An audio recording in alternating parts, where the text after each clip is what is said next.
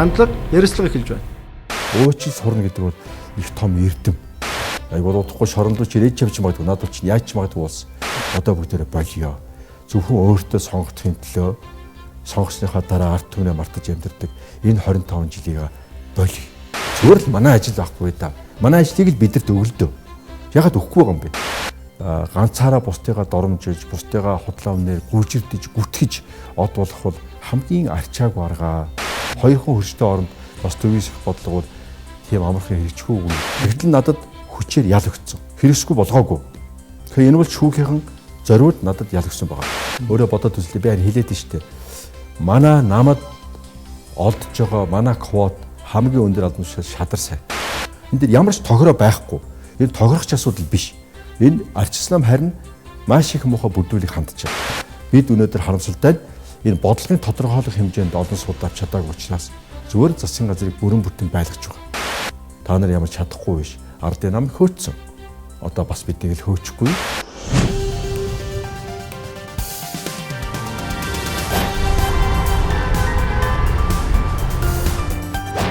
Алин болгоны нурдчны зүгээр хор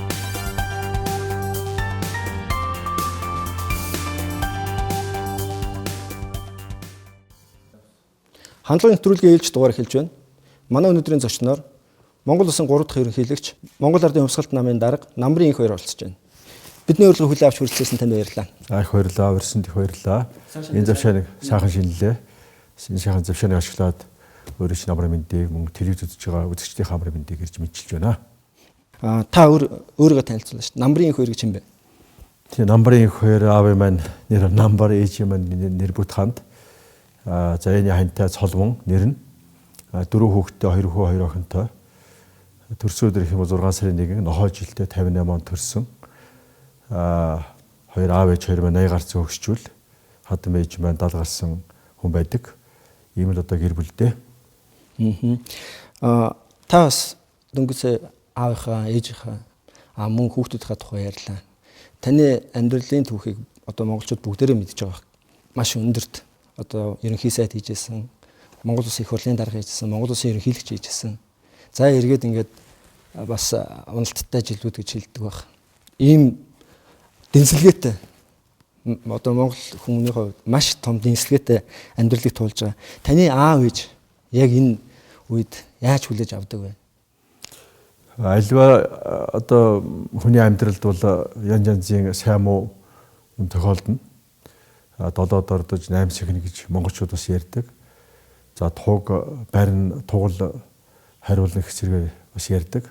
Миний хувьд бол одоо энэ өнөөдрийн төр засгийн өндөр албан тушаалд томилогдчиход очиод байгаа хүмүүсээс ялгаатай нь бол аль алийг үзсэн хүн зөвхөн 3 ерөнхийлөгч байгаад одоо юу гэдэг 3 албан тушаал ерөнхийлөгч их хурлын дараа ерөнхий сайд гэсэн албан тушаал хашаас гадна одоо хэлмэдэж орон шоронд орж өвдөж зовж өлсөж цангаж бас ингэж аль алийг л үзлээ. Би нэг одоо их гавья байгуулсан гэж боддгоо. Тэгтээ бусдаас илүү зовцсон ч гэж бас боддгоо. За аав ээжийн хувьд мэдээж хэрэг хүүн ингэж сайхан явхад бол баярлдаг л байж таараа. За хүнд хэцүү байхад нь бол өвдөж зовхот нь хэлмэгдэхт нь өрөвдөж уйлдаг бас хайрладаг ийм л одоо байдлаар энэ бүхэнд хандж байгаа.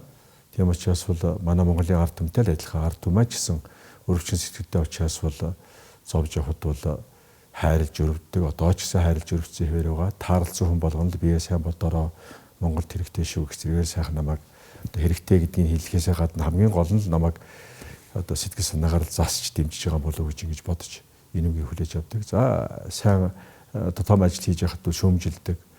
Бас эн чинь буруу байна, тэр чинь зөв байна гэсгээр хэлдэг. Ийм л сайхан одоо ард түмэндээ. Та түрүүн хүүхдүүдийн тухай бас танилцуулсан. Бас ерөнхийлөгч аавтай байжснаа гинтхэн орон шоронд орчлоо. Эргээд одоо бас шадар сайд болох гэд засгийн газрын гишүүн болч магадгүй гэж яригдж байгаа үед бас хүүхдүүд чи яаж хүлээж авдаг? Одоо яг хүүхдүүд чи юу хийж байгаа вэ? Тэгээ хүүхдүүд яг зарим нь сураа, зарим нь ажиллаа, зарим нь одоо сургуулаа төгсөж ажилд дөнгөж ороод байж байгаа. За мэдээж ирэх шүү дээ. Одоо аав нь одоо өндөр албан тушаалд байхад бол аль болохоор тэр албан тушаалд нь тэр аавынхаа нэр хүнд нь тохирж даруухан байх, ухаантай байхыг ээж нь ялангуяа их зааж сургадаг. Тийм учраас бол тийм л маягаар манай хүүхдүүд байсан. Одоо их том даргын хүүхд гэх зэрэгээр бие янз янзаар авч явж болохгүй гэж ээж нь сайн зургадаг учраас бол тэр сургаалыг дагаж явсан. За одоо бол мэдээж ирэх орон шоронд орох ч юм уу хэлэн мэдэх үед бол бас сэтгэл санаагаар тодорхой хэмжээний хямарч гэхдээ нэгээ бас туулж давж бид бас яг хүүхдүүдтэй энийг бас туулд авах хэрэгтэй гэсэн ойлголтыг өгч өөртөөхөө заримдаа хэлж чадахгүй ч гэсэн өөрийнхөө биеэр үлгэрээр үзүүлэх юмсан гэж боддог. Тэрийг бас ойлгодог ийм л одоо хүүхдүүд байгаа юм. Цаашдаа Монгол улсынхаа хөгжлийн төлөө өөртөөхөө эзэмшиж байгаа мэргэжлэрээ бас хувь нэмэр оруулахын төлөө зүтгэнэ гэж би итгэж байд юм да. Аав чинь танаар хэр багтдаг гэж та боддог вэ? Аав хүүхдээр бахарна гэж юу ах вэ? Би бол аав хүүхдээр бахархаас илүү аав хүүхдээ одоо ингэх хэрэгтэй, тэгэх хэрэгтэй гэд ярьдаг. Өнөөдөр ч гэсэн аав ээжийнхээ ороод нэг бууз жигнүүлээд идэ танай нэвтрүүлд оролцохоор ирсэн. Аавын би жоохон даруухан доороосоо даарсан гэж жоохон бас ядарсан шинжтэй байна лээ. Гэхдээ л одоо энэ сонгуул юу болж байна вэ? Цаадуулчин цамааг оролдоо дахиад л оролдох гээд байгаа юм биш үү? Гэх зэрэгээр санаа зовсон байдалтай. За тэгээ сонгуульд сайн орох хэрэгтэй. Ард түмэндээ бас иймэрхүү санаа бодол хэлбэл ямар юм бол тэрний 10 60 30 гээ та нар нэг санал дэвшүүлээд байгаа юм байна. Тэр чинь хүмүүс сонсоод бас аятайхан хүлээж явж байгаа юм шиг ярьж ийн лээ. Зарим сайхан хүмүүс бас та бүхэнтэй хамтран ажиллах гэх зэрэгээр утас шүмсээр холбож байгаа шүү гэх зэрэгээр л цэвэр одоо сайхан загсан одоо нэг багархаас илүү одоо санал бодлоо хуваалцсан ийм л байдалтаар уулздаг л да.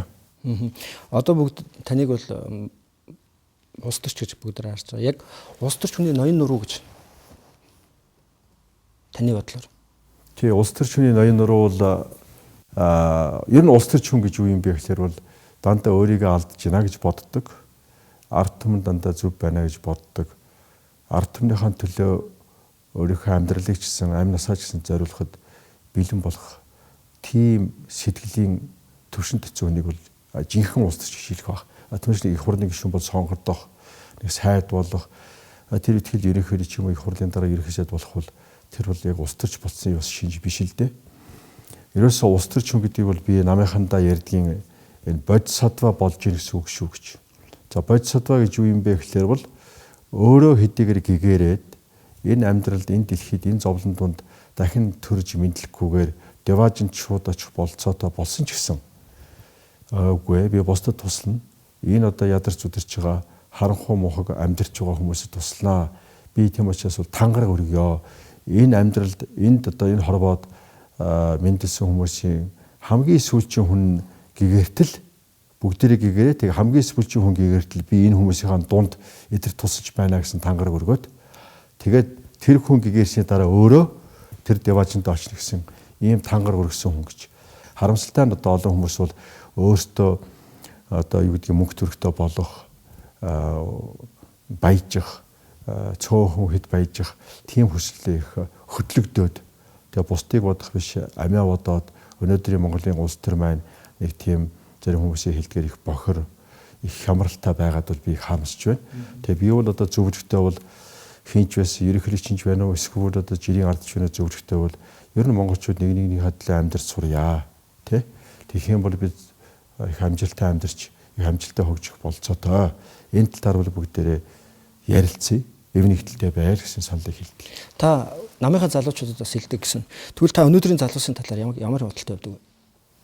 Яг үе өөрөөр байдаг шүү дээ. Тэгэхээр энэ үеийн сайн, тэр үеийн муу гэж одоо дүгнэх ямарч болцоо байна. Facebook-ийн үе гэж. Тийм, Facebook, Twitter гэдэг тэр бол сошиал ертөнц гээд одоо хоорондоо мэдээлэл хурдан авчирч заавал телевиз асааж үзэхгүйгээр мэдээллийг одоо яг шууд авдаг тийм орчин бий болсон байна. Тэр утгаараа бол энэ бол давуу тал. Нөгөө талаараа бол тэр мэдээлэл өөрөө сайн шүүж тунгаа сурахгүй бол тэрэнд хордох бас аюултай. Энийг бас нөгөө талаас нь бодох юм бол сөрөг тал нь. Ингээд ерөнхийдөө залуучууд маань яг хэвдээ одоо бие бие залуучуудаа бол мэдлэг боловсролтой болгоод сэтгэлийн тэнхээтэй болгоод Тэгээд байх юм бол монгол хүмүүсийн авиас угаасаа цаанаасаа заяагц авиас нэг өндөр их хэмжээтэй байдаг учраас бол монгол хүмүүс ямар ч солонгос, Хятад, Орос, Америкаас илүү амьдрах болцоотой гэж боддог юм аа. Одоо та бас боловсролын талаар ярьлаа. Монгол залуу хүн өөрийгөө яг за би боловсролтой болчихжээ. За том сургууль төгссөн хүн боловсролтой байдаг юм уу? Эсвэл жижиг сургууль төгссөн ч гэсэн өөрөө бие дагаа боловсролтой. Яг та боловсролтой за энэ боловсролтой залуу байна да гэдгийг та ямар хэмжээгээр хардаг вэ? Боловсролтой залуу гэдэг бол өөрөө өөртөө багш болж чадах хүнийг л би хэлж байгаа. Тэгэхгүй дандаа багшаар насан туршдаа багшаар залгасаар угаад тэгээд нэг хэдийн юм чэйжлээд тэгээд тэрийгээр улаан диплом эсвэл одоо ямар нэгэн диплом хамгаалаа гэх тэр бол боловсролтой болцсны одоо баталгаа биш. Дээд сургууль сурахдаа эсвэл одоо ерөнхий боловсролын сургууль сурахдаа залуу хүн юу сурах ёстой вэ гэхээр өөрөө өөртөө багш болох. Өөрөө өөртөө багш болгох чинь өөрийгөө загнаж сурна гэсэн үг. Өөрийгөө бас зөв үнэлж сурна гэсэн үг. Заримдаа өөрийгөө магтааж тайвшруулж сурна гэсэн үг.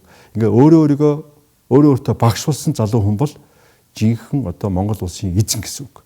Өөрийгөө өөртөө багшуулж чадаагүй монгол хүн би залуу учраас мундаг гэдэг юм бол тэр бол одоо яг өөртөө энэ улсын эзэн болоход бол арай л биш байна. Тэгэхдээ ахмад хүн гэж тэр насаар нь бас хэлж болохгүй. Зарим ахмадууд ч гэсэн өөртөө багшуулж чадахгүй. Яг хүүхд твэрээ. Нас нь яваад идэг яг хүүхд твэрээ. Тийм учраас бол би одоо зөвхөн залуу хүн биш. Ер нь монгол хүн өөртөө багшуулж сураач. Тэгэх юм бол өөрийгөө дайчилж сураач. Хатуу үг сонсож сураач. Зөөлөг өөрөө бол хатуу үг сонсдог. Бусдад зөөлөг үг хэлдэг. Тэгтээ тухайн хүн өөрөө хатуу үг сонсож бас ухаарахаар бол тэр үгийг олж хэлж чаддаг. Ийм сайхан одоо эрүүл харилцаа монголчуудын хооронд бий болосоо л гэж боддог. Та нэг саяхан өгсөн ярилцсанда залуучууд ном унших хэрэгтэй байна. Хитрхи их цагийг одоо сошиал ертөнцид өнгөрөөж, интернет ертөнцид өнгөрөөж байна. Ном унших хэрэгтэй байна гэсэн. Та ер нь өдөрт хэрэг уншдаг вэ? Би бол одоо нөгөө багаасаа ном уншаа сурцсан учраас аль болохоор нэг ном барьж явах дуртай. Яг ном уншихын сайн тал нь муу тал нь гэдэг ярих юм бол янз янзын юм ярьж байна. Зөвхөн ерөнхийдөө ягаад би тэрийг яриад байдаг вэ гэхээр энэ интернет чинь өөрөө тэр тухайн залуу хүний сайн муугаас шалтгаалгүйгээр энэ интернет рүү орох, энэ сошиал ертөнц рүү орох, энэ телевизийн олон сувгийг удирдлагаар нь одоо удирдах, нэг сувг руу шилжих зэрэг энэ одоо үйлдэл нь өөрөө хүний оюун ухааныг төвлөрүүлэхгүй, их саармагжуулах, хүн юмн дээр төвлөрч чадгаа болох. Төвлөрч чадгаа болохоор бодож чадгаа болох. Бодож чадгаа болохоор өөрөө тодорхой одоо амьдралаа төлөвлөх ч юм уу, эсвэл хариуцлагатай байх чадвар алддаг гэж эрдэмтэд өөрөөсөө судалж гаргасан юм бэл. Тийм учраас аль болохоор одоо төвлөрлөө бий болгох тийм дасгалуудыг хийх хэрэгтэй амьдралд. Тэрний дотор бол одоо ном унших. Тэгвэл сошиал ертөнцөөр өөртөө зураг аваад ингээл тэрэндээ тавиад л тэгэл интернет очиод янз янзын кофены зураг аваад тэрийгэ тавиад л тэр одоо юу гэдгийг нэг янз янзын эмэгтэйчүүдтэй таарлахтай тэрнийхээ зургийг авч тавиад л ингэсээр байтал тэр чинь одоо юу хийгээд байгаа ч мэддэггүй. Тэр чинь их хурлын гишүүн чинь хууль тогтоох ажил хийх хэрэгтэй хүн маань яг үндсэн ажлаа хийхгүй өөр одоо тийм сонирхчдын хэмжээнд л өөрийнх нь яг шууд өөртөөх нь хариуцсан ажил биш юм игээд хийгээд байгаа нь өнөөдөр сэтгэлгээ энэ интернетээс болоод хүн төвлөрч чадахгүйгээс болоод төрийн ажил хүртэл тийм гацах эсвэл чанаргүй болох тийм байдал ажиглагдаж шүү дээ. Та хамгийн сүүлд ямар ном уншсан бэ? Би хамгийн сүүлд одоо хэд ном уншсан. Тэрний дотор бол энэ Томас Пейн гэж нэг Английн эртний философч, социологч хүний арчлалын тухай ном. За тэгээд нөгөө Руссогийн дахин уншсан нийгмийн гэрээний тухай ном байдаг, Social Contract гэж англиар хэлэх юм бол. За тэгээд Gene Sharp гэж одоо энэ янз янзын орнуудад хүчирхийллийн аргаар биш. Гэхдээ энэ төр засаг буруу ажиллаж байвал тэрийг өөр одоо янз янзын зөөлөн аргаар энэ төр засгийг үнэн нууц царайг нь илчлэх мөн одоо сонгуулийн үр дүнд солих тэр аргыг судалсан Gene Sharp гэж хүний дарангуулаас арчилсан арчил руу гисэн ном байдаг. Тэрийг бас уншсан. Одоо бүгд найрамд Хятад ард улсын иргэд хөвчлэн ерөнхийдөө хүүхдүүдтэй ямар ном унших хэрэгтэй вэ гэхлээр 3 улсын түүхч гэдэг юм уу. Гэх мэтчлэн ингээд улс орон болгон өөрийн гэсэн бас нэг шастер түүхээ уншуулдаг. Бид нар мэдээж Монголын нууц тавьж байгаа уншиж байгаа. Та одоо хүүхдээ өсгөж байгаа эцэг эхчүүдэд хандаад яг ямар ном унших байхыг санал болгох вэ? Би урьдчилан бас Монгол Ардын намын дараагаар ажиллаж байсан одоо улсын хурлын гишүүн инх төвшин уулзаад яг энэ номуудын тухай бид ярьж ирсэн. Тэгээ өөрөө чинь асуулт тавихад бол тэр өөр ирэхгүй яриа маань санаанд бууж яана л да. Тэгээ манай инх төвшин дарга бол хуучин одоо гадаад хэргийн сайдаар ажилласан гомсрнгуутай худууд болсон. Тэгээд яг гомсронгоо ах юм чинь гомсронгоо дээр очиж золгосон гэж. Гомсронгоо бол их сүүлийн үед бол их том ном бүтээл орчуулж байгаа юм байна. Би тэр болгонд тэрийг сайн мэдэхгүй нөгөө янз янзын амьдралын нух чандунд явж байгаа тэрийг анхаараагүй өнгөрсөн байна. Зарим нь яг мэдчихсэн ч гэсэн бас шинэ мэдээлэл авлаа. Тэгээ гомсронгоо бол одоо Достоевский Орсын сонгогдсон зохиолчийн Гимзэм, Ахтуу Карамазов гэх зэрэгээр номуудыг орчуулсан байна. За Юрий Трифонович Орсын орчин үеийн зөвлөлтийн гэх юм уу их алдартай зохиолч байдаг юм. Одоо Кремлээс тэр гүүр гараад цаашаа явхад бол яг тэнд одоо зөвлөлт улсын их том албан тушаал хасчихсан хүмүүсийн амьдарч ирсэн тийм байшин байдаг. Тэр байшин өөрөө бүхэлдээ тэр зөвлөлт улс гэдэг том улсын хамгийн муу мухагийн хамгийн сайн сайхныг яг тэр хүмүүсийн дотор амьдарч байсан хувь зайг нь харуулсан тийм сайн зохиол доо тэр зохиолыг орчуулсан гэдгийг сонслоо. Тийм учраас би ер нь сонгодог зохиол уншаач гэж би залуучуудаа хүүхдүүдтэй хандаж хэлэх дуртай.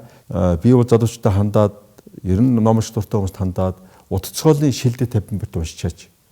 Тэгээд одоо би тэрийг уншсан гэдээ ярьж байхад бол тэр бол одоо үнэхээр хаач очсон монгол хүний хүндэтгэн. Утцгоолын биш бас нэг 50 бит уншичаач. Одоо Марксийн Капиталыг уншсан байвал их сайн байна. Тэ? Жишээл одоо Гегелийн бүтээлүүдээс уншсан байвал сайн байна гэх зэрэгээр. Тийм учраас одоо яг тэр ганцхан ном гэлгүй тэр 50 бүтээ уншиж. За дээр нь Монголын одоо шилдэг утцгоолын бүтээлүүдээс хамгийн одоо суур бүтээл бол нууц товчом маань юм да. Тийм учраас нууц тавьж байгаа бараг чэйжэр мэддэг байх нь Монгол хүнд бол ерөөс илүүдэггүй байх. Тэнд үргэлжлэн зохиолч байна, сайхан яруу найрагч байна, гүн ухаанч байна, төрийн онолч байна. Нөхөрлөл та ер нь үерхэлтэй хэр үнэн ч юм бай. Та түрүүн инх тушингаа тухай ярьсан. Би ойлгохдоо боллоо та 96-д Монгол Ардын хувьсгалт намын дарга болоод ерөнхий нарийн бичгийн дарга нь инх тушингаа болж исэн гэж санагдаад байна. Би тэр үед өөрөө оюутан байсан л да. Тэгээд та хоёр маш эрч хүчтэйгээр Монгол Ардын хувьсгалт намыг удирдах исэн. Тэр инх тушингаа тухай. Тийм үү. Одоо бараа инх тушин дарга бол үнэхээр нэг жинхэнэ одоо хүн чанартай гэвэл хүн чанартай. Харахад жоохон яргар дууч юм шиг, жоохон хүрдэн царайтай юм шиг зарим хүмүүс ярих гад байдаг. Нэрээ бас заримдаа хүмүүстэй уулзахдаа жоохон тийм удаан яриа хөрөө өрнүүлээд байдаггүй ч үгүй магадгүй. Гэхдээ тэрний цаана бол жинхэнэ эрх хүний тий жинхэнэ одоо найз нөхөрийн гэх юм уу, жинхэнэ тийм хүндэтгэлийн бас их хүндэтгэлтэй хандаж чадна. Одоо өөрийнхөө дэрэгдэх хүмүүстэй. Тийм сайхан одоо шинжийг агуулсан тийм хүн байгаа юм. Тэгээд бид хоёр бол одоо олон жил хамт ажилласан. 96 онд Монгол Ардын хувьсгалт нам түүхэнд анх удаа ялагдсан байхад би ерөнхий наримчнаар болоод инх тушин дараа наримчнаар болсон юм. Тэгээд бид хоёр 2Э-гээд бид хоёр Монгол Ардын хувьсгалт намын шинжлэх ажлыг 96 онд эхлэе. Тэгээд шинжилж явахдаа алдсан чинь би онсон чи би ерөнхийдөө онсон нарийн илүү учраас 2000 онд бол одоо Монгол Ардын хувьсгалт нам тухай үедээ их хурлын 76 суудлын 72-ыг авч тэрний ачаар бид Оросын хөрийн асуудлыг шийдэж, мянганы замыг тавьж, бөчсөн хөгжлийн үзэл баримтлалыг гаргаж, газар хувьчлалын асуудлыг шийдэж, Монгол улс цалин тэтгэврээ тавьж чадахгүй байж нэг тавьдаг болж 2-3 дахин нэмж, Монгол улс бол их юм эмхттэй, цэгцтэй, замбраатай болсон л доо. Сайхан олон хүмүүстэй уулзсан. За мэдээж ирэг бас намайг хүн танихгүй хүмүүс шүүмжлэх дуртай байдгийг нөгөө олон хүн дэвшүүлжлээ. Тэд нар чинь дараа нь янз янзын аашаар шин гаргалаа гэж ярьдаг л да. Гэхдээ би хүнд итгэх дуртай учраас бол итгээл явж байгаа. Цааш таа ч гэсэн одоо итгэх зэрэл байх болно. Олон хүн одоо ч гэсэн надтай хамт явж байгаа. Цааш таа ч гэсэн шинэ олон хүн орж ирэх байх гэж бодож байна. Ямар ч үсэн хүнд итгэх дуртай тэр чанараа би гээхгүй. Энэ бол яг одоо алдаа юм шиг харагдаж байгаа. Он жил өнгөрсний дараа бол энэ алдаа биш ээ. Харин хүнд итгэжний ачаар би энэ мянганы асуудлыг, мянганы замын асуудлыг, хүнд итгэжсэний ачаар би энэ их хөрийн асуудлыг, хүнд итгэжсэний ачаар би тэр газар хувьчлалын асуудал гэдэг энэ Монгол улсын хөгжил дэвшил асар том нөлөө үзүүлсэн энэ асуудлыг шийдэжсэн шүү гэдгийг бас зөвхөн хэлэх нь зүйтэй. Та ингээд итгэлийг ч олоод буцаагаад итгэлийг ч алдаад байгаа хүмүүст та яаж ханддаг вэ? Яг тэр бол энэ бол тэр хүний асуудал байхгүй юу? Тэгэхээр би одоо ингээд нэг миний итгэлийг авсан тэгээд чи миний ачаар одоо тэгсэн гэж ярихаас илүү бид бол баг шүү. Энэ багийнхаа зарчмыг бариараа. Энэ улс орныг бол нэг уянга, нэг инх хоёр, нэг элбэгдэрж, нэг инх бол төгжүүлж чадахгүй шүү. Тэр бол үлгэр шүү. Ганцаараа бусдыгаа доромжилж, бусдыгаа худлаа өмнөр гүйжирдэж, гүтгэж од болох бол хамгийн арчаагүй арга. Тиймээс бүгдээрээ багаараа од болъё. Од баг гэж, оддын баг гэж ярьдаг үстэй тий. Тэгэхээр бид нар нийлж од болох тэр л одоо эрдэмт монголчууд маань суралцмаар байна. Түүнээс одоо ганцхан од болно гэх юм бол одоо Ганбаатар гээд рейтинг нь өндөр байна гэдэг инх хоёр рейтинг өндөр гээд өшөө хинч байдаг юм гээд рейтинг нь өндөр гээд өөрөө бие тоогол би од гээд хүнтэй мэдлэгээ болоод л дээгүүр хараад ламраас өгөхөд яваад ивэл инээдтэй харагддаг байхгүй юу? Чингис хаан бол нэг итгэсэн хүндээ итгэдэг, итгэл алдсан хүнийг бол шийдвэрлэждэг байсан тий. Та болохоор ингээ итгэсэн хүндээ нөгөө хүн чинь итгэлийг чи алдсан мөртлөө ахиж ирээд та итгээд ингээ яваад байгаа нь алдаа. Тий одоо бол өөрт чинь бус хүмүүст л тийж алдаа гэж харагдаад байгаа юм байлээ. Хүнд итгэдэг, тэр хүмүүс янз янз зааш гаргацдаг, тэгээ дахиад итгээл байгаад идэх гэж. Би нэг бол алдаа ихээс илүү шин цагийн одоо амьдрах зарчим гэж би бодод байгаа шүү дээ. Та сонсон сандгүй ч гэсэн тантай одоо өөрийгөө муудалцсан ч гэдэг юм уу, танаас зай барьсан ч гэдэг юм уу, таныг гомдоосон гэдэг юм уу, эсвэл танд бас гомдсон ч гэж магадгүй тий. Тэдгээр хүмүүс таныг өшөө авахгүй гэж айгаад эсвэл болгоомжлоод эсвэл тэгж өөрөө бодоод төсөөлөд ингээд тантай харьцаад идэм шүү. Ерөнхийдөө би бас энэ талаар нэг учиргүй цаг зав зарцуулаад бодоод байсан гэх нь юу юм. Гэхдээ бас мэдээж хэрэг бодно шүү дээ. Амьд хүн юм чинь. Тэгээ би нэг юм сонин дүгнэлтэнд төрсөн юм аа. Их сонин юм байна лээ. Ингээд хоёр хүн байлаа гэж бодоход нэг нь нөгөөдөө янз янз шалтгаанаас болоод муу юм хийчдэг. Тэгэд муу юм хийсэн хүн тэр хүндээ илүү муу болдог. Өөрөө хорлцсон мөртлөө хорлогдсон хүндээ хорлсон хүн илүү муу болчдөг. Хорлогдсон хүн өөрөө тэр хорлсон хүндээ муу юм хийгээг учраас бол одоо сайн гэх нь юу юм? Тэгтээ хэвийн харьцаа хадгалаад идэг. Тэр утгаараа би ч гэсэн нэг одоо юу гэдэг юм хэн нэгэн хүнд муу юм хий гэж бодоагүй, муу юм хийгээгүй учраас бол хинтэй ч гэсэн өнөөдөр эвлэрч тэр хүнийг уучлж өршөөхөд бэлэн байдаг. Харамсалтай зарим хүн одоо миний мэдж байхад эсвэл мдээгүй хат гэх юм уу янз янзын шатараас болоод ямар нэгэн байдлаар ингээд муу юм хийчээ тэрэндээ өөртөө шаналаад тэгээд надад сайн болж чаддгүй юм. Заавал сайн болж чадаагүй л дээ зүгээр хэвийн харьцаанд орж чадахгүй бас тийм асуудал байгаад байна. Гэхдээ яг энэ бол цаг хугацаа шаардлагатай. Тэг явандаа болно үз. Миний зүгээс бол угаасаа хэн нэгэн хүнийг хорлоё гэж бодоагүй, муу юм хийж бодоагүй учраас нэг ч гэсэн хүнийг орон шоронд оруулж байгаагүй учраас нэг ч хүний өмч хөрөнгийг булааж байгаагүй учраас хэн нэгнийг одоо юу гэдэг юм харааж өрөөж байгаагүй учраас би бол одоо хэн нэгэн хүнд муу болцсон юм ерөөсөй байхгүй. Харьцаа хэвэн байгаа. Тийм учраас бол одоо тэр хүмүүс бол тодорхой цаг хугацааны дараа бол ойлгондоо юу хоёр бол үнэхээр л хэлсэг үндэ байдаг хүн гэдгийг бол мэдж байгаа учраас бол тэр өршөөсөн уучсан гэдэг нь бол үнэндээ л гэж бодож байгаа. Тэгэхээр өршөөсөн уучсан гэдгийг итгэхгүй одоо ахаал гарч ирэл өршөө авандаа гэдэг чинь тэр хүмүүс муу юм хийцэн болоод л өөртөө эсвэл нэг буруу юм хийцэн болоод л энэ хүн гарч тэгж бодоод нь шүү дээ. Тэгэхээр өөртөө буруу юм хийгээгүй гэж бодож байгаа юм бол дээр нь одоо Монголд бол бүгдээрээ л амьдрах хэрэгтэй юм чинь заавал эндээсээ гарц зугтаж эсвэл нэг хөөн тууж өөр гадаадад амьдруулах гэж зүтгэж хэрэггүй шүү дээ. Энэ сайхан одоо улс орондоо амьдрий гэж байгаа бол бие биенийг уучлал сурах хэрэгтэй. Уучлал сурна гэдэг бол их том эрдэм. Маш том эрдэм. Энийг л бүгдээрээ суръя л да. Би бол их мундаг 100% бас сурсан ч юм биш. Гэхдээ би сурах гэж хичээж яваа. Ийм хүн юм аа. Өдгөөгийн нэгдсэн үндэсний байгууллагын ерөнхий нарийн бичиг Бан Ки Мунтай ямар харьцаатай вэ? Тэгээ Бан Ки Мунга тухайн үед солонгосын ерөнхийлөгчийн одоо их ойр дотны хүнээр ажиллаж байсан. Гадаад харилцааны сайдаар нь ажиллаж байсан. Тэгээ тэр үед бол Монголд ерөнхийлж солонгосын ерөнхийлж ажиллахад бол хамт ирж байсан. Тэгээ тэр зэгаачлалаас их сайн танилцсан. Яг бол ерөнхийлж ажлыг бэлтгэхэд бол гадаад хэргийн сайд их оролцдог. Их үүрэгтэй байдаг. Тэгээд их сайхан даруухан хүн угаасаа өөрийнхөө бие авч явж байгаа байдлаараа тэр зарим одоо тийм соёлтой солонгосууд байна шүү дээ. Ер нь зөвхөн соёлтой солонгосч биш юм. Азийн гэхдээ жоохон төлхөө байдгийн. Та нар ажиглавал Европ, Америкч тийм хүмүүс бий. Гэхдээ ер нь Бан Ки Мун даргын хувьд бол тийм өөрийнхөө байж байгаагаараа та зөвөө таны зөв гэдэг ийм ойлголтыг дэрэгт хүндээ өгдөг. Тэгээд нэгдсэн үндэсний байгууллагад очиж ерөнхийлөгчийн хувьд бол оролцож үг хэлж байхдаа нэгдсэн үндэсний байгууллагын ерөнхий нарийн даргатай уулздаг. Уулзаж одоо хуучин андууд шиг сайхан уулзаж, тэврэлдэж, жаргал зовлон гоё ярилцаж ингэж одоо мэдээлэл солилцдог. За тэгээд дараа нь чуулганы засварлагын үеэр хамтдаа Нью-Йорк хотын аль нэгэн зоогийн газарт бас нэг өдийн хоол зүгээр нэг даруухан ресторанд зүгээр нэг буланд сайхан суугаад иддэг. Тэр утгаараа тэр нэгдсэн үндэсний байгууллагын ерөнхий нарийн даргатай чинь бол асар завгүй хүн.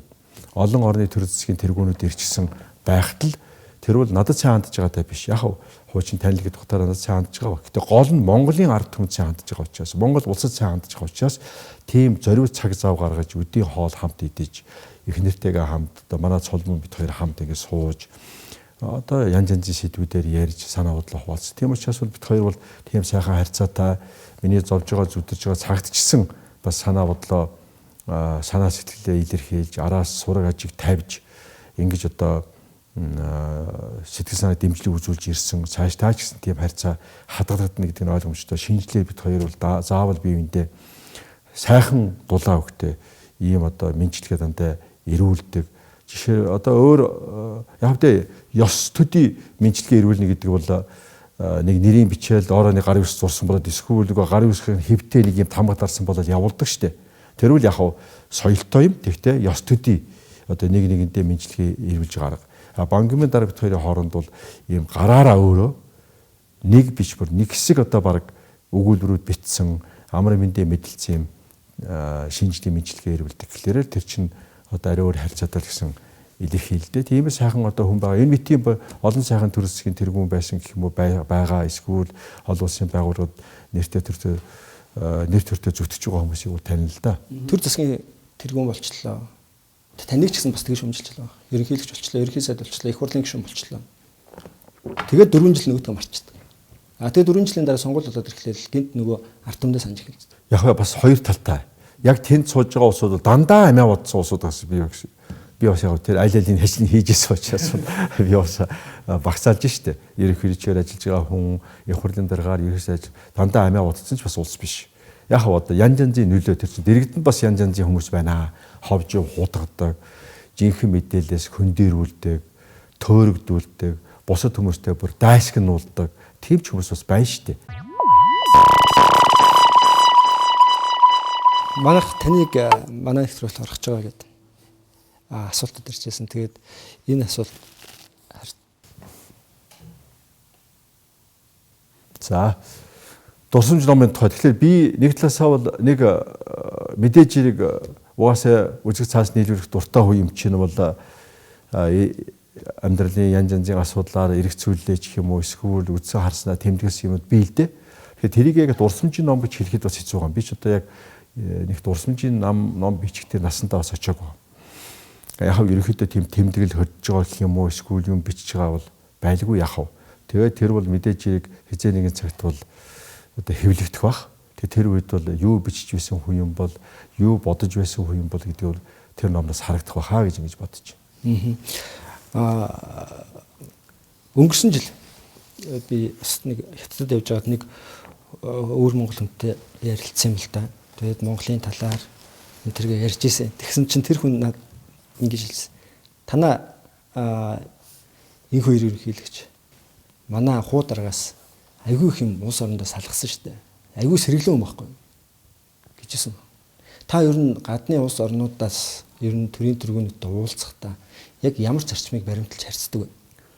Одоо би нөгөө төрөн ярьжсэн зарчмад байгаа. Та тэр нөгөө улсын төрийн тэргүүнийг аль болохоор хүндэтгдэг. Хүндэтгдэг. Тэр хүний одоо судалдагч гэх юм уу? Тэгээ тэр хүний дуртай сэдвээр нь ярих дуртай. Дуртай сэдвийг хөндөж тэр хүний дотн сайхан итгэлжлийг олж авах хэрэгтэй шүү дээ.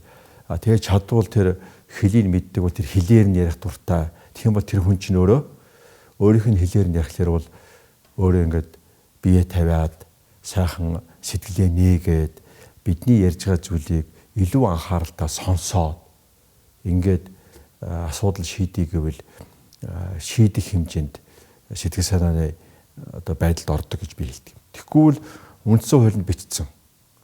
Төрийн хэл бол монгол хэл. Би үндсэн хуулийг дагдаг хүн. Гадаадын хүнтэй хэлийг мэддэг гэсэн ганцхан монголоор ярина гэл. Тэгэл нэг орчуулагч руу байн ингэж эргэж хараад л тэгээ чи зөв орчуулаа буруу орчуулаа гэж тэрнтэйгээ хэрэлдээд ингэж уулзалт хийх юм бол тэр ямар ч үр дүнгүй уулзалт байна. Яг нэг уулзсан үнэн, гар барьсан үнэн. Үнэн хэрэг дээр ямар ч үр дүнгүй уулзалт байхгүй юу? Тийм учраас би орсуудтай орсоор нь за англи хэл мэддэг хүмүүстэй англиар нь за харамсалтай хятад хэл мэдэхгүй юм. Би өгөн одоо яг завшааныг ашиглаж хэлэхэд бол залуучууд маань орос, англи гэж манай хоёр хөршийн, орос, хятад гэж манай хоёр хөршийн хэлийг бол үнэхээр сайн сураач. Тэгээд англи манай гурав дахь хөрших юм уу? Ингээд орос, хятад, англи гурван хэлтэй байж дор хаягаад штэ. Энэ гурван хэлийг л сурах хэрэгтэй юм. Би харамсалтай нь одоо хятад хэл сурч амжаагүй. Хятад хэл одоо ч гэсэн сурах юмсан гэж ингэж мөрөөддөг юм. Би өөрийнхөө одоо нас явчлаа гэж ерөөсө боддгоо. Хүн хөвгтлээ юм сурах ёстой. Тийм учраас бол би тэр хуужин таваа дарагтаа уулзахдаа за энэ одоо Яармгийн дэнж дээр байгаа тэр биетэй спортын ордныг үнгүй барьж өгөөч. Тараас тухайн үед 50-аад онд барьж өгсөн спортын төв ордон маань их сайхан ордон. Тэнд олон залуучууд маань биетэй спортоор хичээлдэг. Гэхдээ хуучирсан байна. Тийм учраас та нар шинэ сайхан ордон барьж өгөөч гэж 2005 оны намар айлчлахтаа хэлсэн. Хуужин таваа дарга тэр үед бол 2008 оны Бээжинг Олимпиад бэлдээд тийм талын дэмжиг нэр үзүүлж болох юм байна. Бид ерөөсө таны саналыг чинь шууд дэмжиж, урд нь бид энэ саналыг сонсож байгаагүй юм байна. Тэгээд ерөөсө буцтгуу тусламж үзүүлье гэсэн. Тэгээд одоо тэр Яармгийн дэнж дээр тухайн үед би хуужин таваа даргаас гуйж ясан учраас бол тийм одоо сайхан спортын цогцлбор байгуулагдсан байна.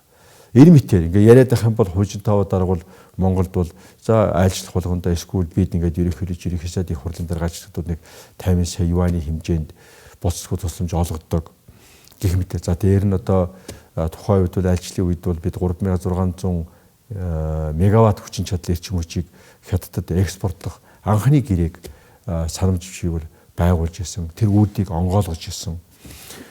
Дээр нь шанхай хамтын ажиллагааны байгууллагын хүрээнд бас байр сууриа нэгтгэж зарим асуудал дээр бид бас санал солилцож хятадын саналыг дэмжих ийм одоо байр суурьтайч оролцож байсан зүйл би явдал бий. Тийм учраас бол хуужин таваа дарагтаа тэрний өмнө одоо тэрний одоо ерөнхий сайд байсан Винзаба дарагтаа тэрний өмнө Жанжимын дарагтаа Жүүрүнжи дарагтаа тийм сайн хацаад л байсан. Гэхдээ тэд нар бол тухайн үед надаас дандаа ахмад хүмүүс байсан учраас бол их тийм одоо бас Монголыг ойлгох ийм хүсэлтэй байсан. Би ч гэсэн чадхатаараа одоо Монголын зовлон жаргалыг тайлбарлаж ингэж ханддаг байсан. За Оросоос гэх юм бол их хэрийн асуудыг шийдвэрлэлээ те. Пүүчин ерөнхийч, Кашянов ерөнхий сайд гээд одоо энэ хоёр хүнтэй сайхан харьцааны үндсэн дээр бол зөвхөн одоо хүмүүсийн хоорондын харьцаанаас гадна хоёр улсын түүхийг дуусгаж ярьж, хоёр улсын түүхийн баялаг сайхан зүйлүүдийн дуусч ийм асуудлыг шийдлээ. Америкийн ерөнхийч Жорж Буш ерөнхийлөгчтэй сайхан харьцаатай байж тэр хүн маань одоо тухайн үед бол бидэртэй их ойр дотны харилцаж анхны Америкийн ерөнхийлөгч Монгол улсад айлчилж тэгээд Монгол улсад бол мянганы сорилтын сангийн шугамар 285 сая Америк долларыг буцалтгүй тусламжаар олгосон. Одоо энэ дахиад хоёр дахь үе шатны гээд явж байна. Энэ мэтэр бол гадаадаас салгасан юм зөндөө салгахаас өөр арга байхгүй. Тэгвэл би нэг талаас ингэж боддог юм. Ер нь Монголын төр засгийн тэргүүнүүд очиж ажиллахад бол хэцүү. Бүгдээрээ л ямар нэгэн амжилтанд хүрэхин төлөө ажиллаж л байгаа. Тийм учраас бол том оронтой ярих гадаадын төр засгийн тэргүүнүүдтэй ярихдаа бол аль болохоор тэр хүнийхээ сэтгэлийн тэр одоо тайван амгалан сайхан бие барьж исэн бол тавьсан байдалтай ийм одоо байдлыг бий болгож харьцаж байвал тэгэд өөрийнхөө зовлон жаргалыг нэг үнэн зөв ойлгуулж чадчихвэл тэгээд энэ харьцаагаа их сайхан элексодод дотнд болгож чадчихвэл ер нь дэлхийн Монголд муу орн байхгүй шүү дээ. Монголд муу хүнш байхгүй. Монголыг бүгдээр өрөвдөн хайрлан дэмжинэ. Тэд бид өөрсдөө тэгж тэрийг харуулж үзэж чадахгүй бол бас тодорхой хэмжээний үл ойлголцол байдаг баг. Гэхдээ ерөнхийдөө Монголд муу орн гэж байхгүй. Тэгэхээр харамсалтай бид өөрсдөө арчаагүй байх юм бол харин тоодоггүй орн байж магадгүй. Тэгэхээр тоолох хэрэгтэй. Тоолохын тулд Монгол хөгжих хэрэгтэй шүү дээ. Хөгжилтэй орныг тоодог байхгүй. Түүнээс тэгээд дандаа л нэг ядарсан зүдэрснээ ярьсан байх юм бол бас болохгүй. Захиагийн хэлбүүдээр ерөнхийлөгч төвийг сахих бодлого гэж одоо алавжуулахчлаа л да. Улсын хурлаар ороод хилцүүлэх юм шиг байна. Тэгэхээр таны түрүүний ярьсан гадны төр засгийн тэргүүнүүдтэй удирдагчтай илгээмсүү байх тухай ярьсан. Энэ дээр ямар нэгэн байдлаар харьцах юм байхгүй. Та ер нь төвийг сахих бодлогын талаар би бол одоо ягаад энэ төвийн сахих бодлогын талаар санал гаргаж байгааг бол одоо сайн мэдэхгүй. Яагаад гарах болсон шалтгааныг бас сайн мэдэхгүй. Тийм учраас одоо ийм бодлого ийм учраас гарч ирж байгаа юм гэж би хэлж чадахгүй. Нөгөө талаас бол төвийн сахих бодлогын тухай зүгээр би яг сайн өөрөө энэ асуудлыг судлаагүй учраас Оросын элчинтэй, Америк элчинтэй, Хятадын элчинтэй гэдэг ингээд манай том нөлөө бүхий хөршүүд болон 3 дахь хөршиж ярьдаг тийм орнуудын элч төлөөлөгчтэй уулзж хахад бол бүгд тэр хүмүүстэй уулзж хахад бол тэд бүгдээрээ л энэ төвөөсөх бодгож ирэн юу вэ? Яах гэж байгаа юм бэ гэж асууж ийн л. Их олон асуултууд байна гэж ийн л. Тийм учраас бол надад төрсэн сэтгэл юу вэ гэхээр энэ гадныхаа нөхдүүдэд сайн ойлгуулах ажил жоохон дутуу хийгдсэн юм болов уу гэж бодсон. Жоохноор ч барахгүй дутуу хийгдсэн юм гэж. Төвийг сахих бодлогод чинь гадаадаар Монголын төвийг сахих статусыг хүлээн зөвшөөрүүлнэ гэсэн үг шүү дээ. Дотроо бид 1000 дахин төвийг сахина гэж яриад гадаадыг зөвшөөрөхгүй бол тэр бодлого хэрэгжихгүй гэсэн үг. Тэгэхээр гадаад зөвшөөрөх гэж байгаа гадаадынхыг зөвшөөрөхийг хүсэж байгаа ажлаа дутуу хийчихэд дотроо их хурал дээр төвийг сахих бодлогыг батлуулна гэдэг асуудал бол энэ бол одоо жоохон тэнцвэр алдсан юм болов. Тийм учраас их хурал дээр батлуулахаас өмнө гадаадын Оростой дахин яваад Хятадтай дахин үнэхээр чухал юм бол тэр одоо бусад орнуудтай яваад энийг ойлгуулах хэрэгтэй. Үнэхээр олон талаас нь судлаад үзэхэд тохирж байгаа бол хэрэгжүүлэх хэрэгтэй. Судлаад байхад тохирохооргүй юм байвал болох хэрэгтэй. Тийм учраас өнөөдөр би бол гадна талтайгаа энийг ойлгуулах ажил дутуу хийгдсэн байна гэж ойлгосон учраас бол би ийм зөвлөгөө өгч штэ. Энийг бол төс эсэргүүцэж байгаа юм уу эсвэл дэмжиж байгаа бодлого гэж ойлгож. Ямар ч гэсэн энэ элчин сайдууд бол ерөөсөй ойлгоогүй юм л. Ойлгоогүй баахан асуултуудтай байна л. Тэгээд гадаадын орнууд төвийн сахих бодлогыг хүсэхгүй байгаа бол бид тэрийг дотроо 1000 хууль гараад зөвшөөрүүлж чадахгүй. Хоёрдугаар төвийн сахих бодлогын сайн жишээ бол Швейцар гэж ярьдаг. За энэ бол олон жилийн түүхтэй. Муу жишээ бол Туркменистан гэж ярьдаг. Хоёр туйл. Швейцар бол одоо та нар бидний хэрэгт битээ оролцсон. Бид төвийг сахина. Бид хэний ч талд орохгүй, хэний ч эсрэг болохгүй. Тийм учраас бид өөртөө бие дагаад ингээл амьдрын та нар ингээд сайхан санаатай ирвэл ороод ир, муухай санаатай ирэх гэж байгаа бол битээ ирээ гэд. Ерөнхий одоо томьёолох юм бол иймэрхүү бодлого гаргасан. Тэгээ Швейцар өөр амжилттай хөгжиж чадсан, жинхэнэ арчилсан орн. Шууд арчил, шууд утгаараа хэрэгждэг. Ямар нэгэн асуудыг шууд ард түмнээс, хаан ард түмнээс асуудаг. Хаан байгаа ард түмнээс асуудаг. Туркменистаны жишээ юу вэ гэхээр бол дарангуйл тогтоохын тулд төвийн сахих бодлого гэсэн ийм онол гаргаж ирээд тэгээд бид нар бол та нарын хэрэгт оролцохгүй гэж гадныхад хэлээд та нар ч гэсэн бидний хэрэгт оролцогч өөрийгөө зожигруулад дотроо дарангуйл тогтоосон. Энэ бол муу жишээ. Саяхан Туркменистан 15 он төвийн сахих бодлого баталсныхаа бодлоготой болсныхаа 25 жилийг тэмдэглэж байна. Би бол одоо хоёр дахь замаар нь бити яваасаа гэж бодож байна. Дарангуйл тогтоохын тулд гадаадынханд та нар бити манай хэрэгт оролцоорой, бид ч таны хэрэгт оролцохгүй гэж байгаа бол ерөөсөө байж болохгүй. Харин Швейцартай адилхан бид аль талтаа тал алдахгүй ингэ сайхан харьцна гэж байгаа бол бас болно. Гэхдээ хоёрхан хөрштэй оронд бас болдгоогүй юу? Хоёрхан хөрштэй оронд бас төвийн сахих бодлого бол тийм амархан хэрэгжихгүй юу? Гэх зэрэгээр бодох юм олон байна. Тийм учраас бол энэ асуудлыг бол би яг өнөөдөр дэмжиж хэлж чадахгүй юм байна. Эсэргүүцээд хэлж чадахгүй юм байна. Ямар ч гэсэн гэрийн даалгавар гэж ярьдаг, homework гэж. Гэрийн даалгавар муу хийгдсэн байна. Гадаадын нөхдүүдтэйгээ ойлголцоогүй юм байна. Энэ ажлаа эхлээд шаргуу хийх ёстой байна гэсэн ойлголт төрсөн. Goldman Sachs гэдэг банкныхан өнөөдөр судалгаа гаргасан байна. Тэр нь болохоор нүүрсний үн бол маш хямдрах юм байна гэсэн судалгаа гаргасан байсан. Таны хувьд нөгөө шинэ тоо гаргаад байгаа тий. Дотоодын нийт бүтээгдэхүүнээс ойролцоогоор 5 дахин их. Өнөөдрийн бидний нөгөө бөөн асуудал үүсгэж байгаа Чингис бондоос 40 дахин их. Ийм их мөнгийг та яаж босгох вэ? 60 тэрбум долларыг. Тэгэхээр яг хав ерөнхийдөө энэ ойрын одоо 20-30 жил за 50 жилийн хугацаанд бол ашигт малтмалын ялангуяа нүүрсний үн унлаа гэхэд бол бүр хэрэгцээс гартаа унахгүй.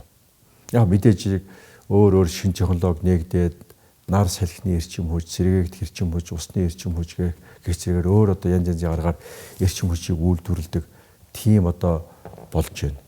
Өөр технологи хөгжиж тэр одоо ган хайлуулах ажил бол арай өөрөөр шийдэгдэх байх л да. Гэхдээ өнөөдөр ямар ч гэсэн ойрын 50 жилийн хугацаанд бол энэ нүүрс бол энэ одоо ашигт мат бол үнэтэй зэнтэй хэвээрээ байна. Гэхдээ яг хятадын эдийн засаг жоохон саарчлаа.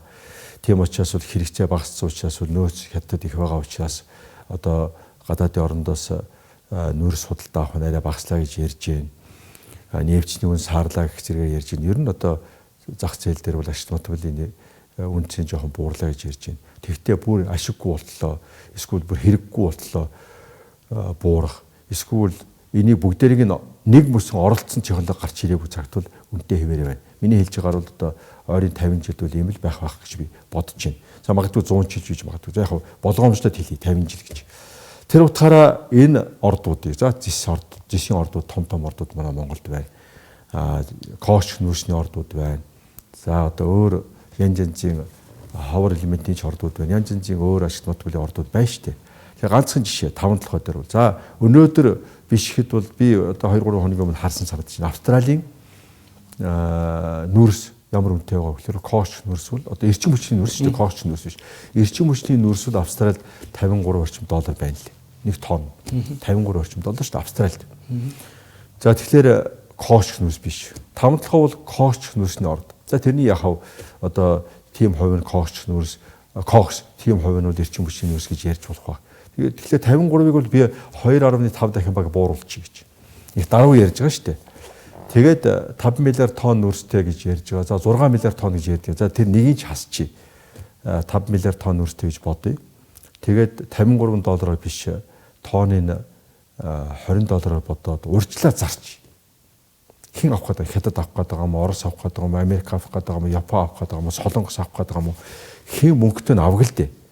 Бөөндөнд зарж байгаа учраас бидэрт бүтээн байгуулалтын асуудал яаралтай богино хугацаанд хийж эрчимтэй хөгжиж ажлын байр бий болгож хөгжлийн хурдыг нэмэгдүүлэх гэж байгаа учраас бол их мөнгө хэрэгтэй байна. Их хөрөнгө оруулалт хэрэгтэй байна. Баг багаар нь яхав ашиглуулж болно. Баг багаар орж ирсэн мөнгө бол тэгээд нэг хоол хүнсэнд яваад л хаяаны гутал хувцас шинжилээд л хүнд дуусахтай адилхан улс орны хувьд бол явдээ өдөртмийнхаа зардалтай зарцуулах зарвал дуусчих гэдэг байгаа байхгүй юу. Тийм учраас бидэрт баг багаар орж ирж байгаа мөнгө биш, бөөнөр орж ирэх мөнгө. Зөвхөн энэ зах дээр ажиллаж байгаа хүмүүс мэдэн шүү дээ. Бөөний худалдаа гэхээр жижиглэнгийн худалдаанаас арай өөр. Бөөндөө юмыг арай хямдхан мөнгө хурдан эргэлдүүлээд их мөнгө босгоод тэрийгээрээ ашиг хийдэг. Тэрийг олон жижигхэн хүмүүс жижигхэн одоо худалдаа эрхэлдэг, жижиглэнгийн худалдаа эрхэлдэг хүмүүс аваад нэг нэгээр нь юм уу жоохон үн хөргөж зардаг, дундаас нь ашиг олдог. Тэгэхээр бид нар бол жижиглэнгийн худалдаагаар яваад бол энэ нүүрсийг нэг айхтар одоо хөгжлийн асуудал шийдэх хэмжээнд мөнгө босгох чадахгүй юм байна. Тийм учраас бөөний худалдааны зарчмаар бөө мөнгө босгохын төлөө ажиллая гэж. Тэгэхээр хоёулаа ингээд хамт бодоод үл. За яг $53 Австралийн зах зээл дээр эрчим хүчний нүүрс байгаа юм байна. За коч нүүрс гэх юм арай үнэтэй л байгаа. Гэхдээ яг 53-аар навъя. Тэрийг 2.5 дахин бууруулъя. $20 үнэлээд 5 тэрбум тонн нүүрсээ $100 сая урьдчилан зарчий. 100 тэрбум доллар зарчий. Катар улс бол 40 жилээр Хятадд өөрийнхөө газыг бөөнийх нь үнээр арай хямдруулаад зарцсан байгаа. Олон миллиард доллар. Оросын одоо Сила Сибири гэсэн ийм хоолоогоор байгалийн хий шахах гэж байгаа. Тэр хин хоолойхон асуудлыг шийдэхийн тулд бол Оросууд Хятадтай гэрээ хийгээд $400 миллиард гэрээ хийгээд тэрний $20 миллиард урьдчилсан төлбөрийг авцсан байгаа. Энэ бол ерөөсөө хийгддэг ажил. Би хийгддэг ажлыг ярьж байгаа. Түүний шотой ингээл хэн нэгэн хүнтэй тоо маргалдаад байх биш. Ийм маягаар дэлхийд дахин хөгжиж болж байгаа юм чинь бид ингээ хөгжиё. Сингапурын Temasek Sambi би одоогоос 5 жилийн өмнө очиж уулж байгаа 196.95 тэрбум доллартай гэж надад танилцуулж ирсэн. Одоо өчигдөр уржигдөр харахад бол $265 тэрбум болцсон байна лээ. Ингээ жилдээ бол өнгөрсөн 5 жилд бол 7-8% өссөн байна шүү дээ. Тэр 100 тэрбум доллар ч юм уу ямар нэг хэмжээний их мөнгө бид нар босгох юм бол тэрийг дэлхийн эдийн засгийн одоо энэ эргэлтэнд оруулаад жилдээ дор хахад 7-8%, чадвал 10-15% өсөхийг дөө. Тэгээ бид өсгсөн мөнгөөрөө сая миний ярьж байгаа асуудлыг шийдэж болно. Жилд $6 тэрбум хөрөнгө оруулалт хийхдээ бид $60 тэрбум 10 жилд одоо Монгол улсад 3500 км урт төмөр зам тавьж болно.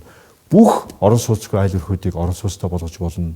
Дээд сургуулийн төлбөрийг үе шаттайгаар үнэгүй болгож болно. Төрөөс даадаг болгож болно.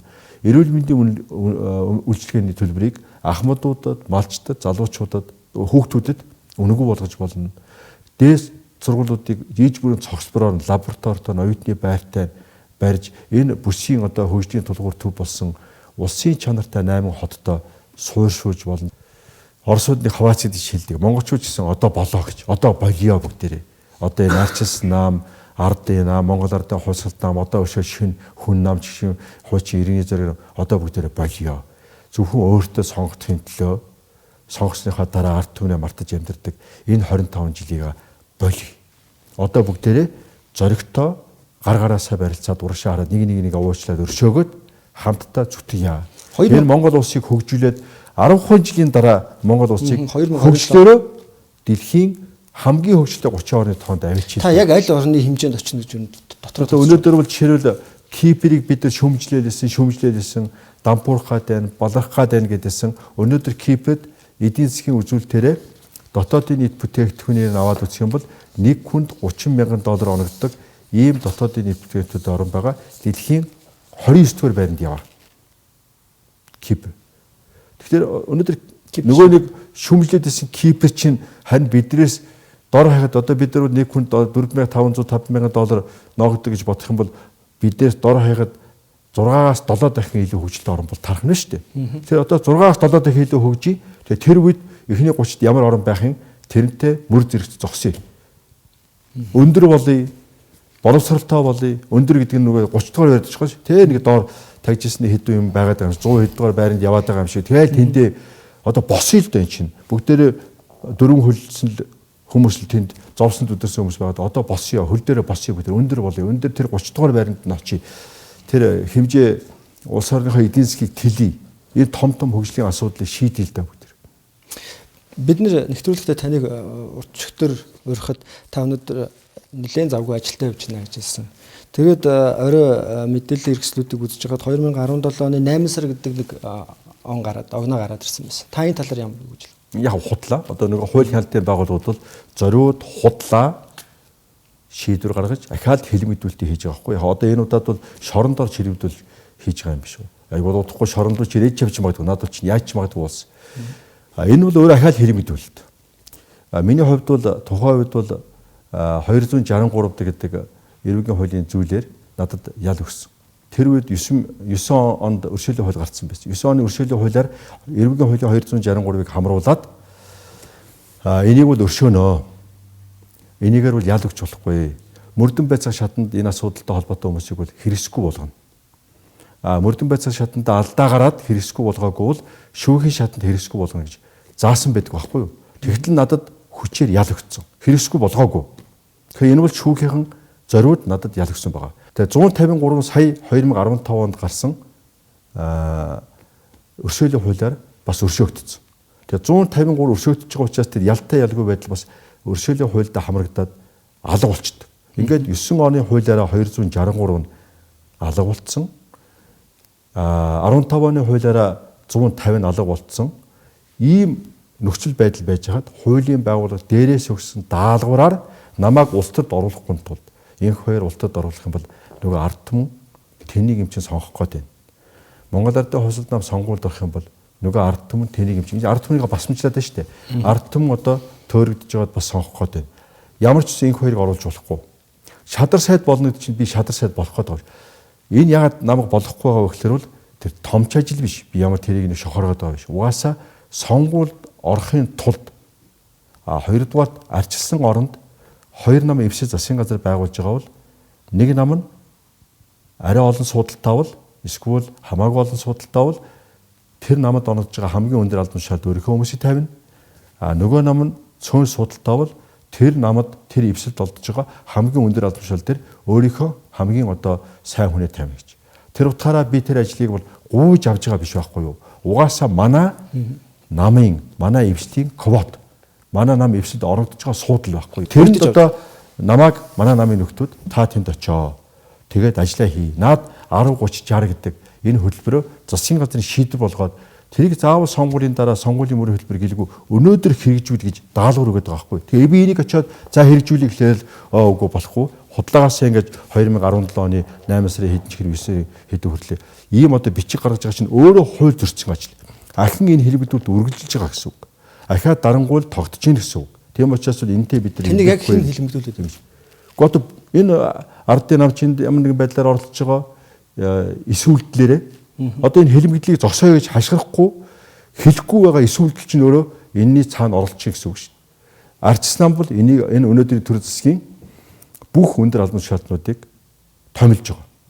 Тэгэхээр ардчилсан намын зарим хүмүүс би бүгдээрээ биш л ардчилсан намын гэрийн гишүүд бол жинхэнэ Монголд ардчилыг авчрахын төлөө зүтгэж яваа. Амь насаа бүр барьцаалж зүтгэж яваа ийм сайхан ард түмэн. Энэ харамсалтай тэр ардчилсан намын нэрийг барьсан цөөн тооны өндөр албан шууд очисон хүмүүс энэ ажлыг хийж байгаа. Заримдаа үйлдэлээрээ хийж гин, заримдаа эс үйлдэлээрээ хийж. Тэгээд эдгэрийн гар хөл болсон, ховж хутгсан, олигархуудын бас нэг одоо юу гэдэг юм захиа даалгаврыг биелүүлж байгаа. Тэр 5 дахь инх хоёр авах гээд байна. Энийг өгч болохгүй шүү. Тэгэхээр инх хоёр гараад ирэх юм бол авчих гээд байгаа учраас инх хоёрыг хизээж тийш оруулж болохгүй шүү гэж захиа даалгавар өгч байгаа хүмүүс чинь бас тэр шүүх хууль хяналтын байгуулалтанд хүчтэй нөлөөлж чадчих шүү дээ. Яагаад гэвэл тэдэрт мөнгө байна. Тэ? Өнөөдөр чинь мөнгийг шүтдэг цаг байна шүү дээ. Ийм одоо байдалтай байгаа учраас өнөөдөр энэ хоёрыг шадар сайд болохгүй гэж ийм худлаа дүгнэлт гаргаад. Тэгээд дараа нь энэний цаана айгүй сонгуульд оруулахгүй гэх. Бүр Монгол Ардын хосолд намын сонгуульд оруулахгүй их маягаар ийм ахаад жүжиг зохиогч байгаа. Энэ хэлмэгт үргэлжилж байна. Бид энэтэй эвлэрэхгүй Монголын ард түмэн хаанд нь энэ чөлөө сонголтоо хийх болцоог олго. Ямар гарц байна одоо танд?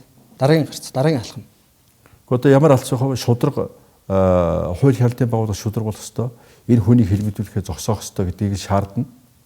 Тэгээд энэ сонгуул явж ард түмэн хааны хувьд сонголтоо хийн. Тэгээд өнөөдрийн нэмэх замбраагүй, ийм замбраагүй байдал бол засагдана гэсэн ийм итгэл надад байна. Засгийн газар олон удаа огцрох тухай чинь 4 жилийн ор нилээн ярьчлаа л да. Сая танаатай хамтарч орсон улсыг хурлд сууж байгаа уян гишүүн хүртэл санал гаргаад огцруулах тухайч ярьлаа. Тэгээ хамгийн гол нь энэ засгийн газрыг хүмүүс харахтаа ардсан нам гэж хараад байгаа боловч танаа нам та одоо танаа хамт олон энэ засгийг тогтвортой байлгахын төлөө нэлээд зүтгэж байгаа юм бол гэж бодоод байна. Яагаад гэж байгаа юм бэ гэж бодохлоор танаа намайг гаргаалаа болцсон. Ардын нам ороод ирсэн, буцаагарсан, танаа ахаал ороод ирсэн. Тэгээ хоорондоо ингээд ер нь та энэ талаар яг тий. Одоо яг энэ дээр чи нөгөө юуны баталгаа байхгүй юу? Одоо энэ хоёр өчрөгддөггүй үгүй юу? Гомддөггүй үгүй юу гэж. Тэгэхээр би бол энэ засгийн газрыг тогтвортой ажиллуулах ёстой гэж боддог хүн байхгүй юу? Яг л Монгол засгийн газар хэрэгтэй шүү дээ. Ард түмэн 2012 онд санал өгтөө аль нэгэн намд анхаарал засгийн газар байгуулах тийм болцооны суудлыг өгөөгүй учраас хөрсөн хөсөөгөө арчсан нам аль нэгэн намтай хамтарч засгийн газар байгуулах ийм шаардлагатай болсон. Тэгээд эхлээд биднийг хөрсөн, сүүлд нь маныг хөрсөн, сүүлд нь маныг хөрсөн. Одоо бидний ингэж ахиж ураад ингэж ажиллаж байгаа. Тэгэхээр бид нар бол засгийн газрыг хянахч үргээ биелүүлнэ. Дээр нь засгийн газрыг тогтвортой байлгах үргэж биелүүлж байгаа байхгүй юу? Хэрв энэ хоёр дандаа л өшөө хонцон сандаг байсан бол, дандаа л гомдсон байсан бол унгаагаад ахал тийм л одоо таагчиг барина шүү дээ. Одоо 6 сар хүрээгүй. Тэгэхээр одоо бид нар тогтвортой байлгахын төлөө л ажиллаж байгаа. Тогтвортой бай, хамтран ажиллая гэж энэ арчсан намын нөхдүүд байнга хэлдэг. Тэгээд эдгээр маань харамсалтай нь өөрсдөө тогтвортой биш, дотроос тогтвортой биш юм шиг байна. Хамтран ажиллаж байгаа хүмүүстэйгээ тэгж ойлголцож, итгэлцэж ажиллах тийм соёл бас жоохон дутж байна. Энийг бид байнга анхааруулж хэлж байгаа. Явандаа бас харьцангуй залуу хүмүүс бол сурах болов энийг бас бодож ойлгох болов гэж ингэж итгэж найцсан хэврээ байгаа. Ерөнхийдөө бол энэ засгийн газар бол маш их боломж алдж байна. Одоо энэ 10, 60, 30 гэсэн бодлогыг гаргаж ирээд хийх ажлыг алдж байна. Өшөө одоо сонин гой санаануудыг дэвшүүлээд эр зөрөгтэй эрч хүчтэй ажиллахад бас тодорхой хэмжээний эр зөрөг дутаад байгаа мó, алсын хараа дутаад байгаа мó, өөр одоо эсвэл нэг хоёрыг шадар сайд болохгүй гэсэн нэг ийм асуудал нь номер 1 асуудал болчоод нөгөө ард түмнийхээ төлөө хийх ёстой ажил нь номер 2 асуудал болчоод тэгээд байгаа мó. Ямар ч гэсэн харамсалтай өнөөдрийн төр зэсэг бол одоо бидний санаанд төрсэн тийм сайхан итгэлтэй ажиллагаа явуулж чадахгүй байна.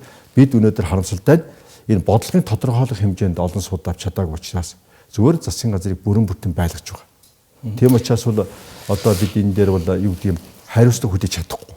Бид хэрв засгийн газрын 70-80% бүрдүүлж ирсэн бол шууд хариуцлага хүлээх ёстой. Гэхдээ яг ёс суртахуун бидэрт өндөр байдаг, Монгол Ардын хувьсгал намд шударга шивсэлт өндөр байдаг учраас би эвслийн даргын хувьд бас Монгол Ардын хувьсгал намын даргын хувьд хэдийгээр бид нар бол засгийн газарт одоо яг Монгол Ардын хувьсгал нам бол 4 судалтай, одоо 3 байна.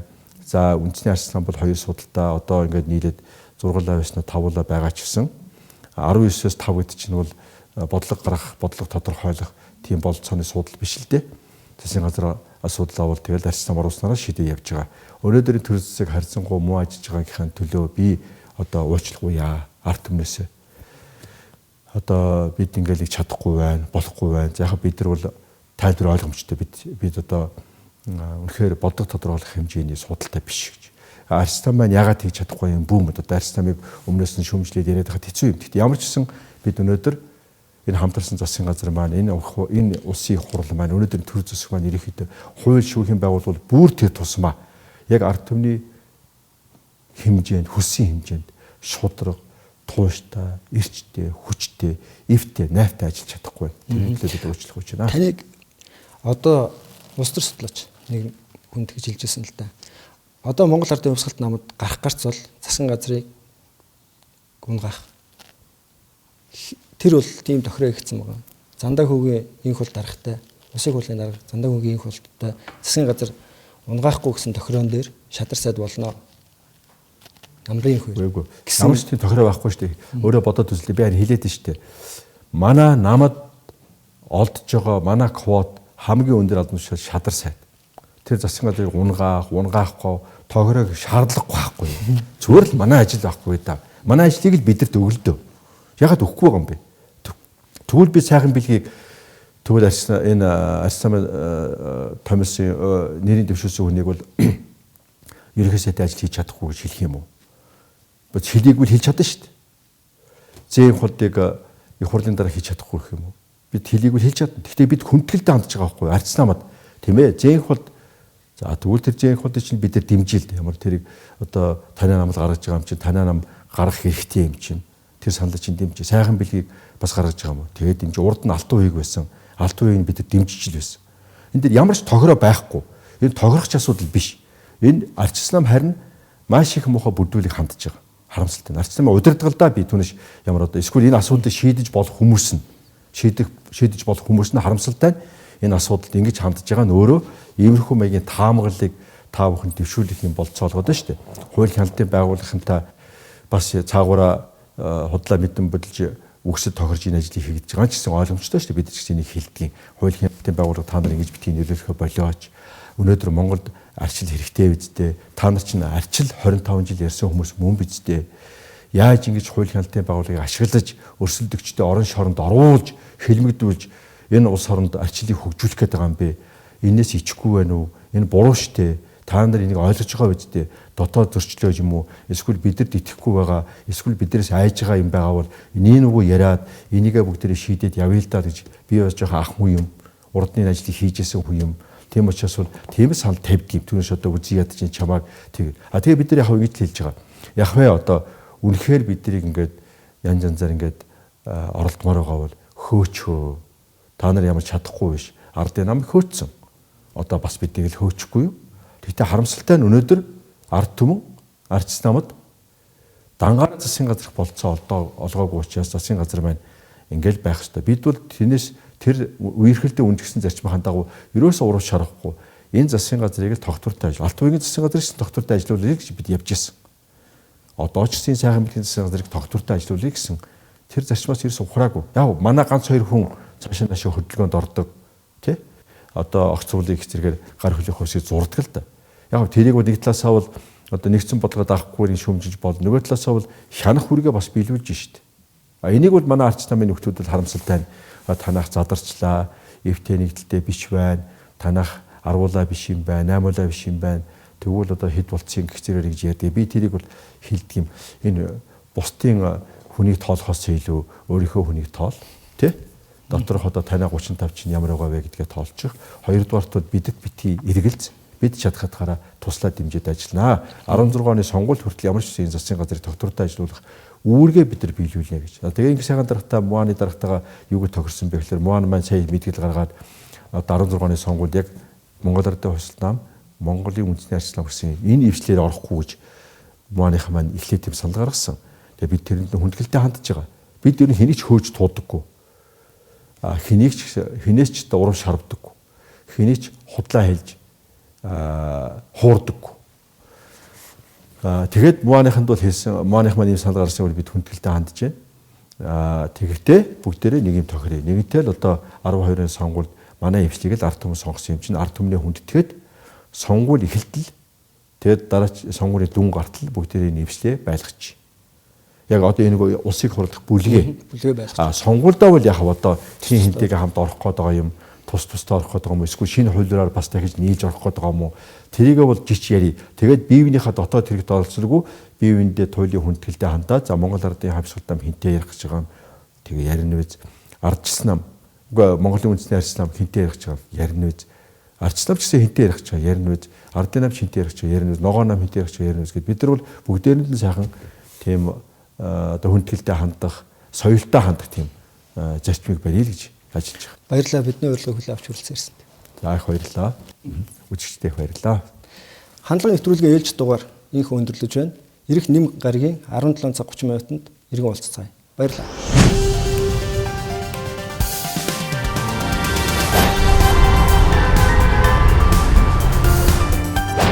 Алим болгоны нурдчны нэр хор